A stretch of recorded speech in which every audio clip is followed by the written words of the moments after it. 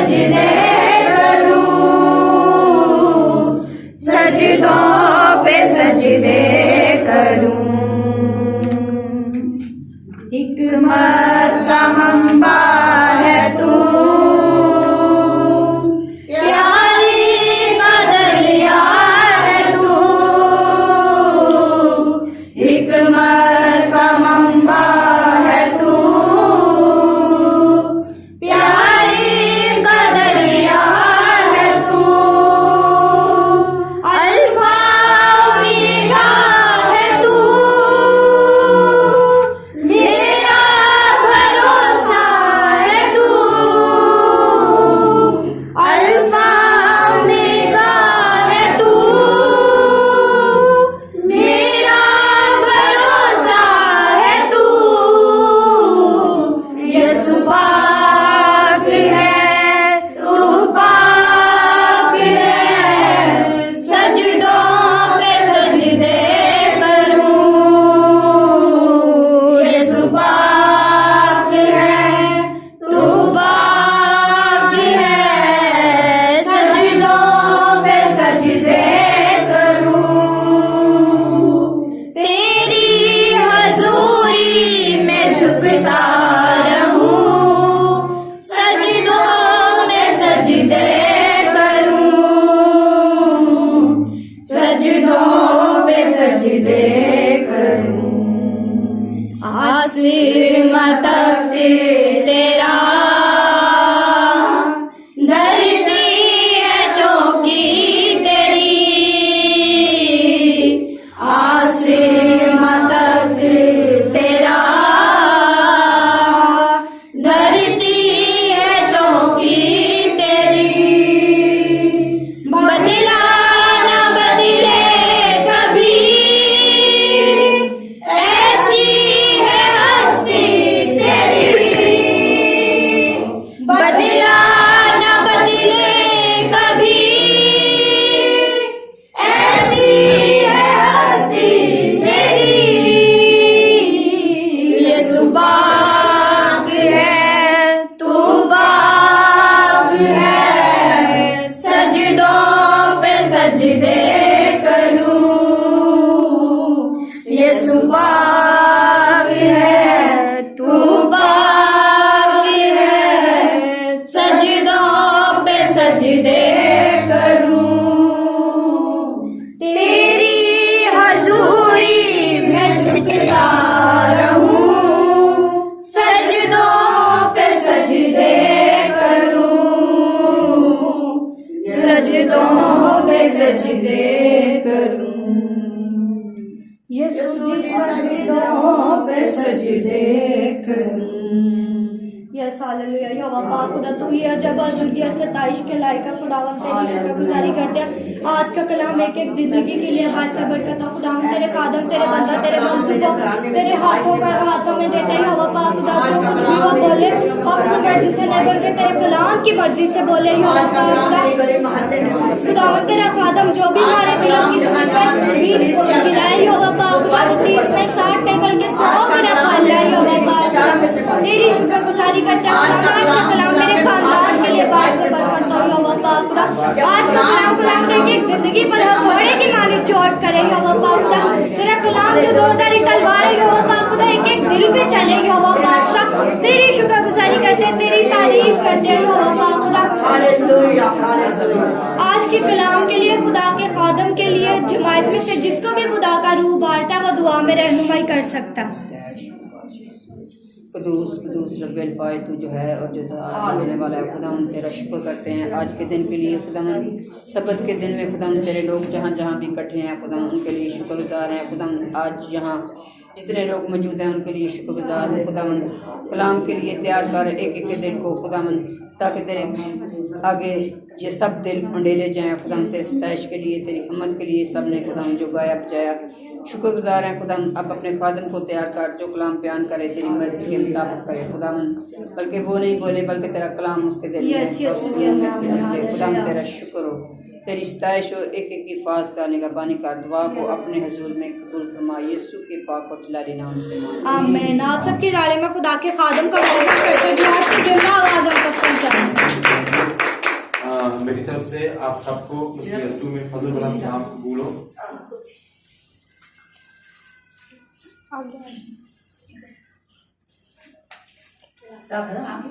ज्यादा ही नहीं हो थक जाती है, पता है।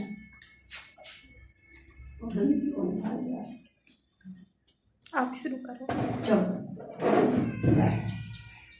हाँ जी, हम खुदावंद के कलाम में से आज सीखेंगे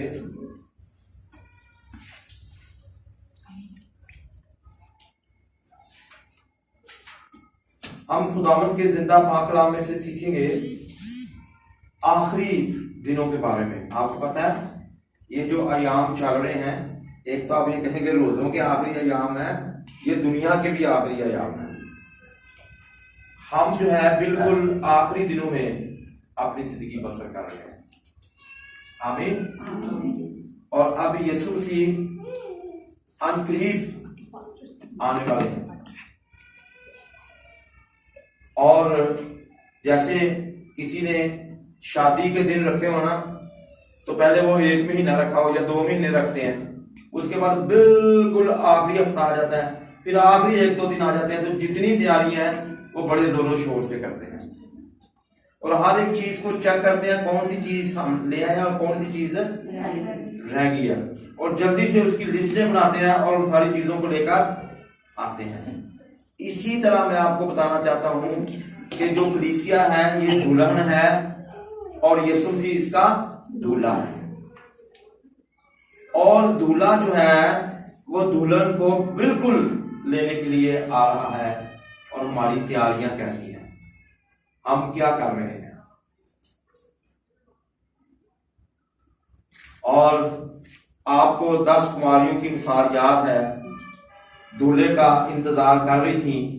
वहां पर जो पुराने वक्तों में है ये बताया नहीं जाता था, टाइमिंग नहीं दी जाती थी और ये दूल्हा आ जाएगा, क्योंकि उस वक्त कोई गाड़ियां नहीं थी, पैदल लोग सफर करते थे, पैदल सफर करके बरातें आती थी। तो अक्सर पुराने जो हम देखते हैं रवायात में से देखें तो रात को बरातें आती थी, इसलिए वो अपनी अपनी मशलें लेकर खड़ी थी। अगर दिन का वक्त होता तो उन्हें मशलें लेने की जरूरत ना पड़ती। तो 10 कुमारियां जो हैं वो इंतजार कर रही थी दूल्हा। जब दूल्हा ने देर लगाई तो क्या होगी, कितनी सोगी? 5 नहीं, आप मत्ती रसूल की इंजील में देखना 10 की 10 ही सोई थी, 5 नहीं सोई थी, 10 की 10 सोई थी। जब जागी थी तो कितनी जागी थी? 5। फिर लोग कहते हैं 5 नहीं, 10 ही जागी थी, सोई भी 10 थी। आप वाला पढ़ लेना मत्ती की इंजील में, और जागी भी 10 थी। अब डिफरेंट क्या था, फर्क तैयारी में था। ये कलीसिया को पेश करती हैं, किसको पेश करती हैं? वो ईमानदार लोगों को ये पेश करती हैं। 10 की 10 ईमानदार थी। हुआ क्या कि 5 ने अपनी कुपियों में तेल डाल के सारा कुछ चेक किया था, लेकिन 5 ने अपना तेल नहीं चेक किया। मैंने कहा था ना, जब सारी चीजें हम लिस्ट चेक करते हैं, कौन सी चीज है रह गई, कौन सी चीज ले आए हैं, उन्होंने अपनी मशलों में तेल, उनकी मशलों में कम था। तो कहते हैं कि आधी रात को दूल्हा आ गया, और जो 5 थी सारी 10 की 10 उठी, 5 ने फौरन मशलें जलाई और उनकी मशलें जल गई और 5 की ना जली। जब ना जली उन्हें कहती हैं कि हमें तेल उतार दे दो अपने पास। वो कहती है ये तेल हमारे और तुम्हारे के लिए ना काफी होगा, तुम अपना तेल बाजार में से ला दो। आधी रात को कौन सी दुकान खुली होती है, कोई भी पता नहीं कहां निकल गई और कहां से तेल लेने गई। आधी रात को मिला या नहीं मिला इसके बारे में कुछ नहीं लिखा, लेकिन दूल्हा जो आया और वो उस अपने रूम में चला गया जहां पर उन्होंने बैठना था, और उन्होंने वो मछलें तैयार थी, उनकी मछलें जल रही थी, और बुझी हुई मछलें वाली जो कुंवारियां थी वो उसमें शामिल नहीं हो सकती थी, इसलिए वो मछलों को जलाना जरूरी था। वो तेल लेने गई थी, तो उन्हें पता नहीं मिला या नहीं मिला। जब वापस आई तो दरवाजा बंद हो गया था। तो ये क्यों ऐसा हुआ? ये उनकी सुस्ती काहली की वजह से हुआ। बगैर तैयारी के वो सुनी। इसलिए आगे से ये आवाज आई कि वो उस कमरे में दाखिल नहीं हो सकता। अब हमें पता ही नहीं दूल्हा ने किस वक्त आना है, हमें भी टाइम नहीं बताया गया। रात के पहले पहर आना है, दूसरे पहर आना है, तीसरे पहर आना है, कब दूल्हा ने आना है। और अब हमें कलीसिया को हर वक्त तैयार रहना चाहिए और मछलों में तेल होना चाहिए। ये कौन सी मछलियां हैं? मछलों के तेल के बगैर मछलियां जलती हैं? खुदा के कलाम को कहा गया है ये आग है। खुदा का कलाम भस्म करने वाली आग है। और जब आग लगाई जाती है, तेल हो तो फिर आग लगती है और जलना शुरू होती है। नहीं तो थोड़ी देर जलती है मछल, फिर बुझ जाती है। यही हाल आज हमारी कलीसिया क्या है, कितनी देर जलती है मछलें। हाँ, जब चर्च में बैठी होती है उस वक्त जलती है, तो जब बाहर जाते हैं पूरे 7 दिन क्या होते हैं, बुझी रहती है या जलती रहती है। ये अपनी जिंदगी पर गौर करें। तो तैयारी कब करनी है? हर वक्त तुम्हारी मछलें बुझनी नहीं चाहिए। तो तेल होगा तो जलेंगी ना। तेल क्या है? रूह कुदस का मसा। ये तेल को जाहिर करता है। रूह कुदस को तेल के साथ मुशाबा भी दिया गया है। अगर हमारी जिंदगियों में रूह कुदस होगा, ये कलाम की आग लगेगी, तो हम एक जलती हुई मशल बनेंगे। अगर ऑयल नहीं है, अनाइंटिंग नहीं है, और फिर कलाम की भी समझ, क्योंकि रोशनी में कलाम पढ़ा जाता है, फिर हम रोशनी में चलेंगे। तो ये कलाम आग है और रूह कुदस क्या है? ऑयल। दोनों की बड़ी जरूरत है। तो रूह से हमें मसा होना भी बड़ा जरूरी है। फिर ये कलाम की आग हमारी जिंदगी में लगेगी और फिर हम क्या करेंगे? सारे काम होंगे, फिर हम जलना शुरू हो जाएंगे। तो क्या किसी चीज की कमी तो नहीं है? अगर है तो अपने आप को चेक करें।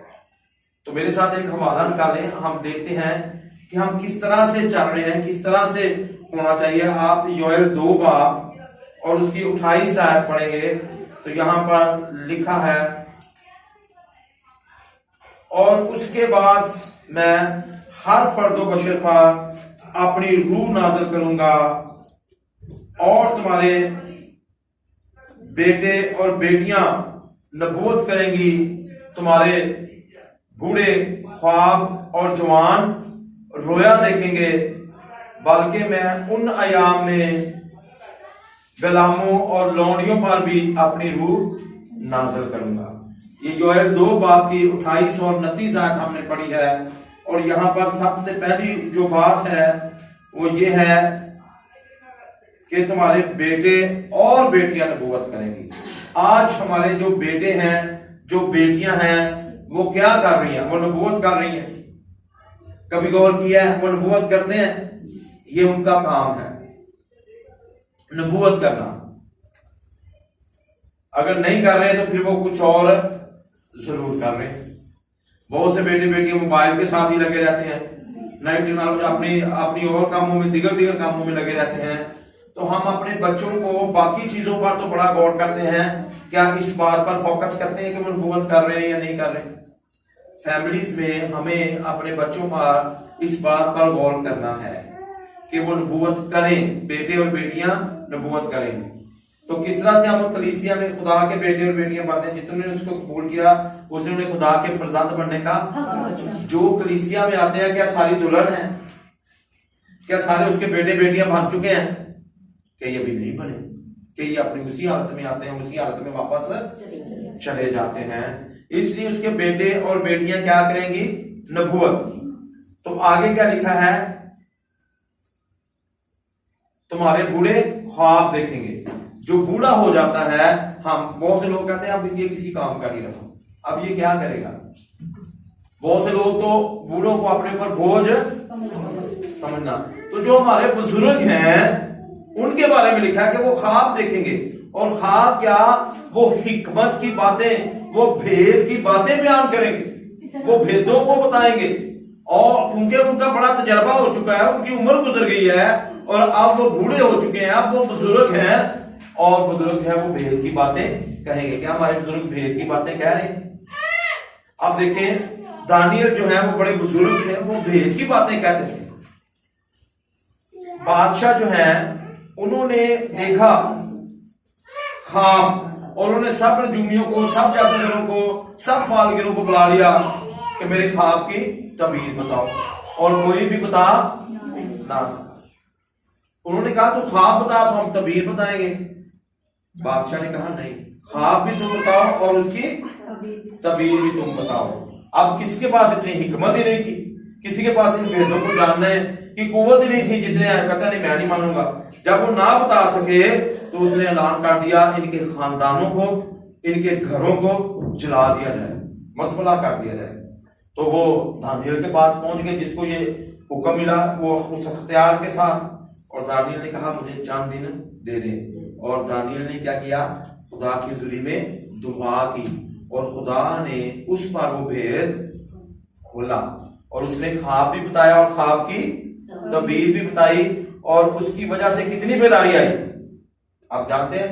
बादशाह के दरबार में भी उनकी इज्जत हुई, और जितने जादूगर थे, फालगीर थे, नजूमी थे, सब के बारे में उनको भी बचा लिया, और अपने खानदान को भी बचा लिया। जो भेद हैं जब हमें ये मिलते हैं, हम अपने खानदानों को भी बचा लेते हैं, और हम दूसरी कौम के लोगों को भी बचा लेते हैं। दानियल ने ऐसा ही किया, तो कितनों ने खुदा को कबूल कर दिया होगा। क्या ख्याल है आपका? जिनके खानदान बच गए, जिनके बच्चे बच गए, उन्होंने खुदा को कबूल किया होगा कि नहीं किया होगा? तो यहां तक कि सबने, नबूकदनेस्सर ने भी गौर किया और कहा कि इनका खुदा क्या है। थोड़ी दारा बादशाह ने भी कहा कि ये क्या है, दानियल का खुदा क्या है, जिंदा खुदा है। आमीन। तो वो भेदों को जो है बयान उन्होंने किया।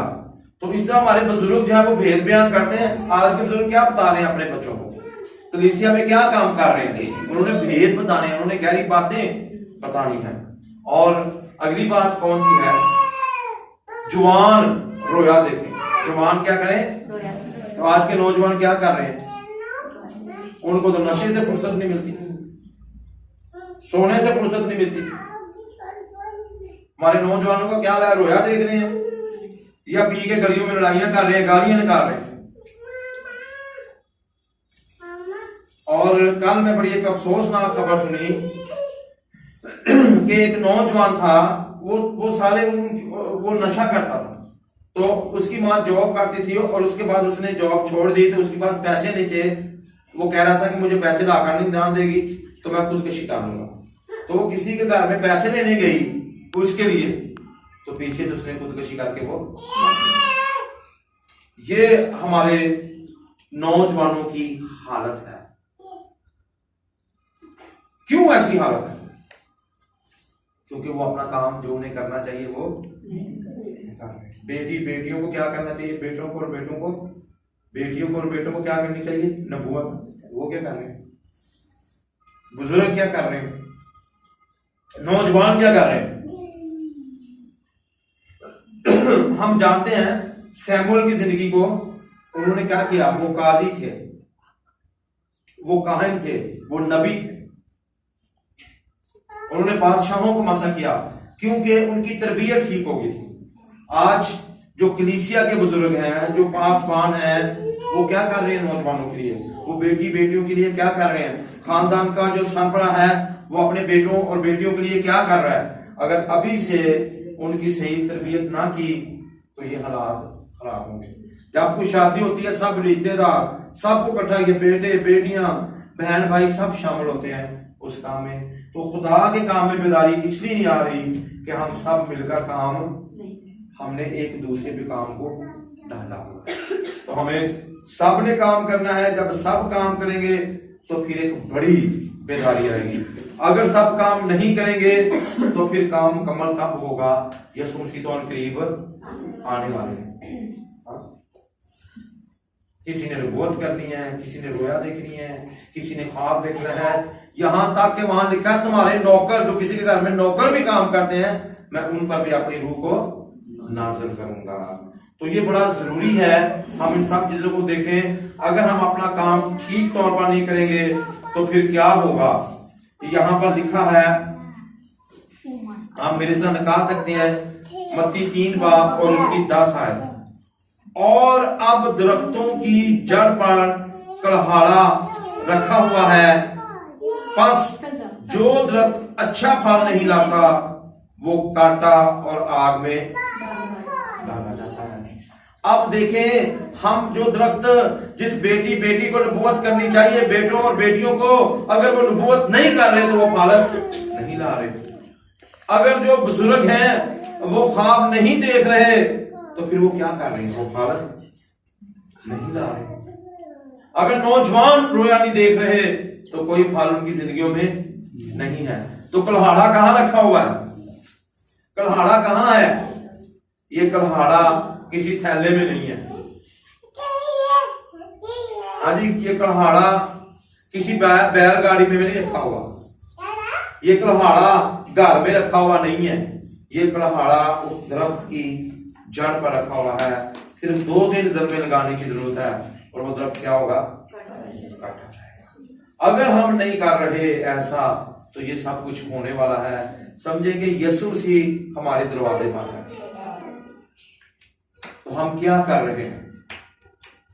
जैसे मैंने आपको मिसाल दी, जैसे ही यीशु आया उन्होंने दरवाजा खोला, जिनकी मछली जा रही थी वो अंदर लेकर चली गई, जिनकी नहीं जा रही थी वो। ये कल्हाड़ा दरख्तों की जड़ पे रखे हुए हैं। हम जानते हैं, अगर लूका 13 बाब पढ़े तो वहां पर एक अंगूरों का बाग था, उसमें अंजीर का दरख्त था और वो 3 साल से उसका मालिक उसमें से फल ढूंढने के लिए आता था और फल नहीं पाता। जब उसको फल नहीं मिलता था तो उस मालिक ने कहा इसको काट दो। ये जगह भी क्यों घेरे हुए हैं? कई लोग कलीसिया में ऐसे बैठे हैं, वो जगह घेर के बैठे हैं, फल कोई नहीं, अच्छा इनको काटो निकाल लो। माली ने कहा इसको 1 साल और रहने दो, मैं इसके गिर्द थाला खोदूंगा। और माली कहते हैं कि जो दरख्त फल अच्छा नहीं दे रहा, जो फल नहीं लाता, उसकी जड़ पे जाला लगा होता है और जब उसको खोदते हैं और उसको जाले को निकाला जाए, फिर उसको खाद डाल के पानी डाला जाए तो वो दरख्त फल देना। हमारी जिंदगियों में बहुत से ऐसे जाले लगे हुए हैं। किसी को गुस्से का जाला लगा हुआ है, किसी को नाराजगी का जाला लगा हुआ है, किसी को नामाफी का जाला लगा हुआ है, किसी को टेंशनों का जाला लगा हुआ है, जो हमें फलदार होने नहीं देता। लापरवाही का, नींद का, सुस्ती का, कहली के, ये सारे जाले जो हैं, गाली गलूच के जाले लगे हुए हैं। इनको हमारी जिंदगियों से निकालने की जरूरत है। गुस्से का जाला लगा हुआ है, इसको निकालने की जरूरत है ताकि हमारी जिंदगियों में फल आए। अगर फल नहीं तो कल्हाड़ा रखा हुआ। और अगर आप मकाशफा 2 बाब और उसकी 4 आयत पढ़े तो वहां पर लिखा है मुझे तुमसे शिकायत है। क्या शिकायत है? तूने पहली सी मोहब्बत छोड़ दी है। क्या आज हम पहली सी मोहब्बत है? जैसे जैसे मियाँ बीवी की शादी होती है तो शुरू में कैसे होते हैं? वो बड़ी मोहब्बत, बड़े अच्छे होते हैं। तो जैसे चंद साल गुजर जाए फिर जरा पूछे फिर कैसे होते हैं? जो शादीशुदा है उनको पता है फिर क्या हालत होती है। जरा गौर करें। इसी तरह जब कोई नई तौबा करता है, नया यीशु के पास आना शुरू करता है, फिर यीशु के साथ मोहब्बत बढ़ी, फिर नाइट प्रेयर, हर एक चीज होती है और उसके बाद फिर क्या होता है? आज हमारी उसके साथ मोहब्बत कैसी है? कहता तुमने पहली सी मोहब्बत छोड़ दी है। इफसस की कलीसिया को यह खत लिखा गया। आज जो शामी मोटर की कलीसिया है, इसकी मोहब्बत कैसी है? पहली सी मोहब्बत है या छोड़ते जा रहे हैं? वाली मोहब्बत है कि नहीं है? आज खुदा हमें भी ये कह रहा है, शामी मोटर की कलीसिया तुम्हारी पहली सी मोहब्बत कहाँ है? किस तौर पर दुआ कर रहे हो? किस तौर पर मेरे साथ चल रहे हो?